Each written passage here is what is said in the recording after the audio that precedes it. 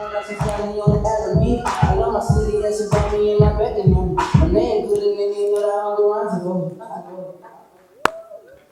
I am a lifelong resident of Baltimore City. Both of my parents are from the West Side. I grew up over east in Northwood. 1957, my father was a freshman at Morgan State College. He and the other students took part in the sit-ins at Northwood Shopping Center to desegregate both the lunch counter at the Reed's Drug Store and the Northwood Theater. Their protest predated the famous Greensboro, North Carolina sit-ins by 3 years. By 1963, the Morgan students had desegregated both the lunch counter and the theater. Now, to put in context, they were very racist against my father and the rest of the members that were protesting, the rest of the students. So much so that I remember my father telling me, "Shawnee, I ain't never been called so many niggas in my life." Now, the Northwood community also wanted to separate themselves from the black college down the hill. So much so that they built a 15-foot high brick wall over on Hillen Road. Now that wall ran from Cold Spring Lane all the way down to Havenwood Road, which was the rear parking lot of the old Heck Company department store. That wall was the exact length of Morgan's campus at the time.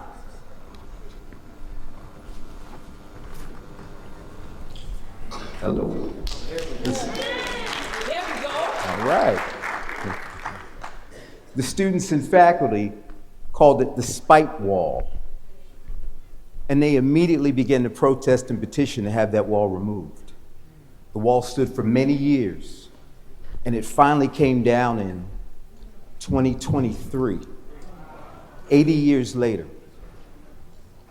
Now, keep in mind, there was never such a wall built separating Johns Hopkins from its Homewood neighbors. There was never a wall built separating Loyola and Notre Dame from its Roland Park and Govins neighbors. That time in my father's life affected him so much that he decided upon graduation that he was going to buy a house in that same Northwood neighborhood that showed him so much love. And he did. My first memory of Northwood was moving day. As a second grader, my father gave me a shotgun to carry into our new home. He gave my younger sister a revolver. A message to our white neighbors as they peeked out their windows that there'd be no cross burnings on the Ayers family lawn. Now, as first generation college graduates, HBCU graduates, both of my parents expected us to do well in school. And with my mother being the top of her class in both high school and college, let's just say I didn't get it from my mama. No. My grades were just okay to good, and even back then I knew what I had to do to keep my parents off of my back. Get good grades, keep the room clean, and keep the grass cut. And what I remember most of my father saying to me back then was, "I don't know what you're gonna do, but at 18, you're getting up out of here." 18, I'm only 11. Despite my father's first experiences there, growing up in Northwood was fun, and my family made a lot of good memories. Now, having strong, stern military men on both sides of my family, I knew to stay in a child's place and to do what I was told. And what I was told was by quite a few family members, "Don't go over to that high school acting an ass." Okay. My first year at Northern High School, I was killing it. I had a 94 average by the beginning of the fourth quarter. Now, most parents would have congratulated their kid. Not my father. Oh, hell no. Not you. I never even seen you study. That school is bullshit. We got to get you out of there, Shawnee. Catch you later. My father had this thing where after he'd say something, he would just roll out. As far as he was concerned, I said what I said, deal with that, conversation over. And sometimes, frankly, it kind of left me hanging. I mean, I might have had something I wanted to say, but it was too late because he'd already left. So, that next year, I went on and applied and was accepted into the Baltimore Polytechnic Institute. Go, Poly! Okay. Now, that year my father did see me study, and he also saw my grades go from a 94 average down to a 74. Now, this was some bullshit to me. Not that he wanted to see me fail, but he saw how I skated through that freshman year, and he wanted to see me challenged. Fine, I was challenged. Spring of my senior year, I'm out cutting the lawn, and my father comes out waving some mail. Hey, Boo. I called my father Boo. I never called him Dad. The family nickname on his side of the family was Bobby. I couldn't say Bobby, I said Boo Boo. So as I got older, I just shortened it to Boo. Hey, Boo. Hey, Shawnee. Got some mail from Howard here. Go ahead, open it. Hey, baby, it says you got in. All right. Give me some.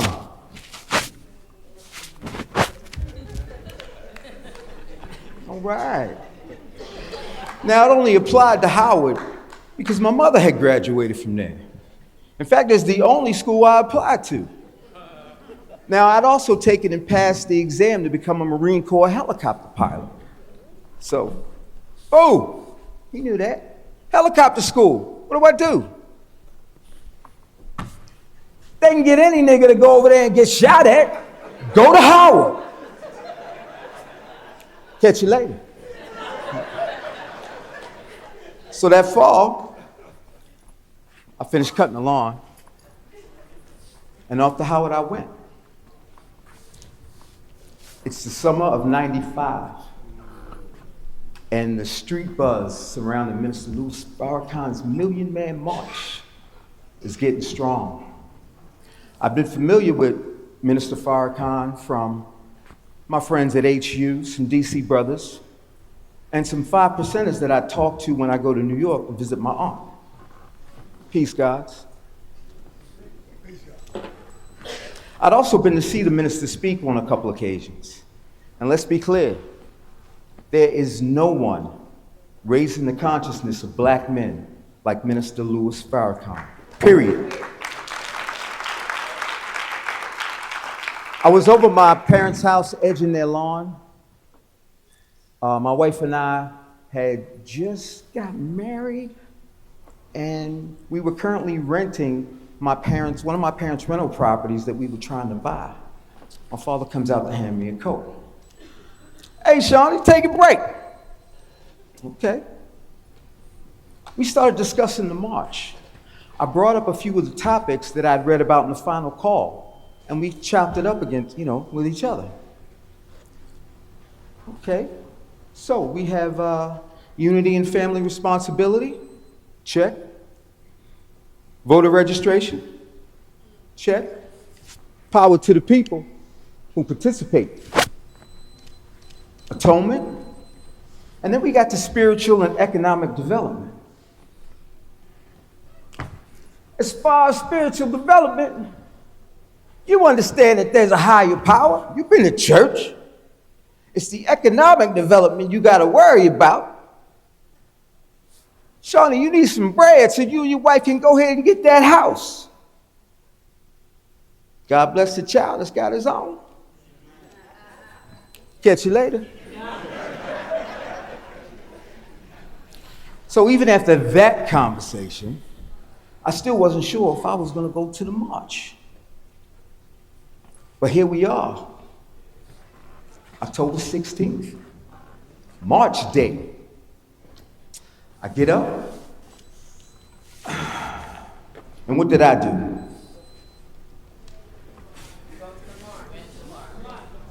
Nah, I went to work. I had just become an EMT in Baltimore City, and those bills from Howard were starting to pour in, so I needed some money. In my mind, I was going to go to work, fill in for the brothers who I'm figuring is going to go to the march, and get a little OT. Plan. That was the plan. I roll into the station about 20 minutes before my 7 a.m. start time, as usual. I like to get in a little early and just chill out and meditate a little bit. Working on an ambulance, you never know what you're gonna see during the course of the day. I walk in past the dispatch and the unit secretary, and they look surprised to see me. Oh, Sean's here. I'm on schedule. I keep going up to the break room. Now, normally, with 5 crews punching in at this time, 5 black crews, by the way, the break room is normally crowded. And we're kind of fighting for your last favorite donut, but not today. Today was only one other brother that was there. And like myself, he was a driver with his own unit. So to pair us up together would be silly. We greet each other as he's going to the television. Now I can see he's trying to get the march coverage on there. I'm sitting back. We didn't really discuss the march. We didn't talk about anything. We kind of mentally vibed that we're just here to get this money. Watching the coverage, I'm noticing it's like 7 a.m. and there are people flowing into the mall. Now, if you've ever been fishing on a charter boat, before they drop anchor and you cast your lines, if you look at the captain's radar, you see the schools of fish as shadowy masses flowing underneath the boat. That's what the march coverage reminded me of. About 10 minutes later, dispatch comes over the intercom and tells dude that he's to go across town and pick up an attendant, and they got someone coming in for me. Cool. I'm gonna sit back and watch television. I'm doing chocolate milk and donuts, and a white dispatcher comes in. Now, I wouldn't call him a racist, but he got some cracker ways with him. On this particular time, he comes in, so, you didn't go over with the brothers to see Minister Ferry Conman? Farrakhan. Minister Farrakhan. And you see me here, don't you? I readjusted my chair so I wouldn't have to look at him in my periphery as I was watching the coverage. It ain't even 8 a.m. and he already with this crack-ass bullshit. About 40 minutes later, my guy comes in. White guy, we never worked together. I'd seen him, but we never ran calls together. We dap up and we head out. Going up North Avenue, I'm noticing the lack thereof traffic. We're passing the bus stops and the light rail stops. These aren't 9 a.m. Monday morning streets. These streets are empty. These were 7 a.m. Sunday morning before the church rush streets. Now, I'm starting to get excited. I'm like, ooh, the brothers are not here. DC gonna be live. Oh, almost crashed. Wait a second. Now, normally, seeing black professionals warms my heart. And I'm always glad to see them. But today, I was glad that I didn't see them. As we go to our first couple of hospitals, I'm looking around and I don't see the ER doctors, the security guards, the PAs, the phlebotomists. They are not here. I was like, oh my goodness. Judging from what I'm seeing here in the hospital, what I saw on the streets and on the television earlier, clearly the minister's gonna get that $1 million plus. I'm pushing the stretcher down the hall of Maryland General going back to the unit. And I pass the old head, we nod. And then he just blurts out, I don't know why they went over there. Our people do too much marching. It ain't gonna change anything anyway. This Uncle Remus looking mother, that was the last thing I expect to hear from a brother on this day. In my head, I was just screaming, yo, nigga, how you know? You didn't even go. You here with me. But we are not the same. I just looked at dude. Not change anything? Maybe it will. And I keep it pushing. Nearing the end of my shift, I start to get this weird feeling over me. I started to evaluate the smiles I had been getting from white people.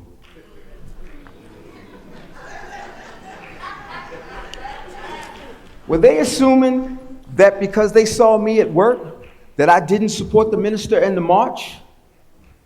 Was I now, in their eyes, he's one of the good ones? Yes. Yo! I support the minister and the march. I'm just trying to get this house. Yo. Now, the U.S. Census reported that in '95, there were 15 million black men in the United States. The minister was only asking for 1. I was part of the 14 million who didn't go to D.C. that day. But I was there in spirit and heart. Now, I'm not the type that lives in regret.